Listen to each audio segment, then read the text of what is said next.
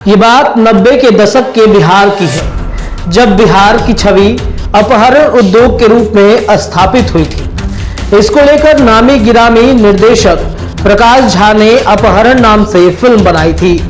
अपहरण फिल्म इसलिए सुर्खियों में रही क्योंकि बिहार उस समय बिहार का आईना था।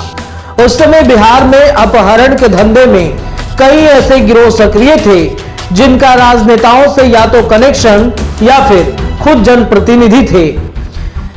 अपहरण के डर से डॉक्टर 9 बजे रात के बाद मरीज देखना छोड़ चुके थे और आम लोग अपने बच्चों को पूर्ण सुरक्षा में स्कूल भेजने लगे थे।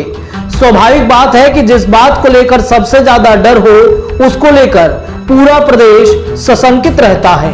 बिहार में जितने भी अपहरण की घटनाएं हुई उनमें से ज्यादातर फिरौती देकर वापस लौटे, लेकिन कई ऐसे मामले भी हुए जिसमें अपहरण की जान लेकर फिरौती बन गई और फिरौती की रकम देने के बाद उसकी डेड बॉडी रिकवर होती थी। लेकिन कुछ ऐसे भी मामले हैं जिनकी गुत्थी आज तक नहीं सुलझ सकी है कि अपहरण के बाद अपहरत कहां और किस हाल में है, जिंदा भी हैं या उन्हें मारकर कहीं फेंक दिया गया है।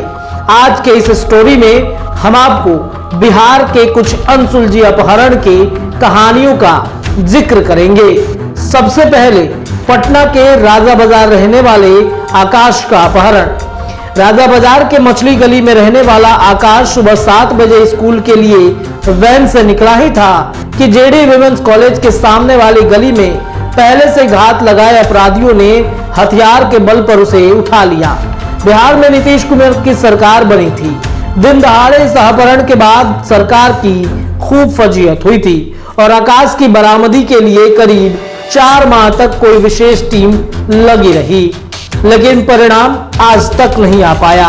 अप्रैल साल 2008 में आकाश के अपहरण के बाद पुलिस ने बहुत खाक छानी, लेकिन आज तक आकाश के अपहरण की गुत्थी नहीं सुलझ पाई है।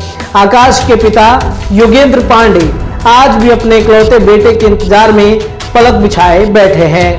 योगेंद्र पांडे की माने तो अपहरण के तत्काल बाद पुलिस सही दिशा में अनुसंधान को आगे नहीं बढ़ा पाई। इस वजह से उनका बेटा बरामद नहीं हो सका।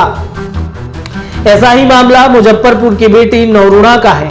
17 से 18 सितंबर साल 2012 की रात मुजफ्फरपुर के नगर थाना क्षेत्र के जवाहरलाल रोड के स्थित आवास से सोई हुई अवस्था में 13 वर्षीय नवरूणा को अगवा कर लिया गया था। शुरू में इसकी जांच बिहार पुलिस ने की और बाद में सीआईडी को इस मामले की जांच का जिम्मा दिया गया। जब कोई सफलता नहीं मिली तो मामले की जांच सीबीआई को दे दिया गया। सीबीआई भी इस मामले को करीब 6 साल तक देखी और आखिर में बिना नतीजे पर आए 24 नवंबर 2020 को विशेष कोर्ट में अंतिम प्रपत्र दाखिल कर दिया। 40 पेज के अपने अंतिम प्रपत्र में कोई साक्ष्य न मिलने का हवाला देकर सीबीआई ने इस मामले की जांच बंद कर दी। अब भी नवरूणा के माता पिता कानूनी लड़ाई लड़ रहे हैं। उन्हीं में से एक है बिहार की एक और 5 साल की बेटी खुशी कुमारी का, जिनका अब तक कोई सुराग नहीं मिल पाया है। और ये कोई पुराना मामला नहीं बल्कि साल 2021 का ही मामला है कि मुजफ्फरपुर के बरमपुर थाना क्षेत्र के लक्ष्मी चौक के पमरिया टोला के सब्जी विक्रेता राजन शाह की 5 वर्षीय बेटी खुशी 16 फरवरी 2021 से लापता है। खुशी की बरामदी के लिए मुजफ्फरपुर पुलिस और सीआईडी खाक चुकी है, लेकिन अब तक इस मामले का निष्पादन नहीं हो सका है। कई बार इस मामले को लेकर कोर्ट ने भी निर्देश दिया, लेकिन परिणाम वही ढाक के 3 पात जैसी ही रही। अब हाई कोर्ट के निर्देश पर इस मामले की जांच सीबीआई कर रही है और जानकारी देने वाले को 5 लाख रुपए इनाम देने की घोषणा की है। खुशी के माता पिता अभी अपनी बेटी के इंतजार में हैं। इसी प्रकार वर्ष साल 2004 में हाजीपुर के सदर थाना में पदस्थापित दरोगा विशेश्वर राम ड्यूटी कर घर लौटने के क्रम में अगवा हो गए थे। विशेश्वर के पास उनका सर्विस रिवॉल्वर भी था, लेकिन आज तक ना तो दरोगा का कोई सुराग मिला और ना ही सर्विस रिवॉल्वर ही बरामद हो सका। दरोगा के परिजन डीजीपी और मुख्यमंत्री से कई बार गुहार लगा चुके हैं, लेकिन मामले की गुत्थी अभी तक नहीं सुलझी है। विशेश्वर राम की बेटी की माने तो पुलिस की लापरवाही की वजह से उनके पिता नहीं मिल पाए। मामला आगे बढ़ता है। अररिया जिले के ताराबाड़ी थाना क्षेत्र के रहने वाली महिला अपनी नाबालिग बेटी के अपहरण के बाद दर-दर ठोकरें खा रही है। 9 जुलाई 2022 को उसकी बेटी का अपहरण हो गया था, लेकिन अब तक नाबालिग बेटी का कोई सुराग नहीं मिल पाया।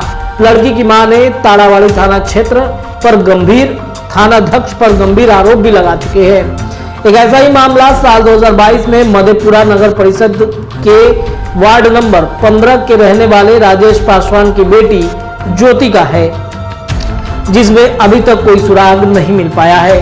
थाने में अपहरण का मुकदमा दर्ज है, लेकिन अब तक लड़की का कोई अता पता नहीं। परिजन अपनी बेटी की घर की वापसी के लिए लगातार प्रयास कर रहे हैं, लेकिन अभी तक पुलिस अनुसंधान जारी नहीं कर रही है। अपहरणकर्ता को जिंदा या मुर्दा बरामद करना पुलिस के लिए एक बड़ी चुनौती होती है। ऐसा नहीं होने की वजह से केस को खोज करना मुश्किल होता है।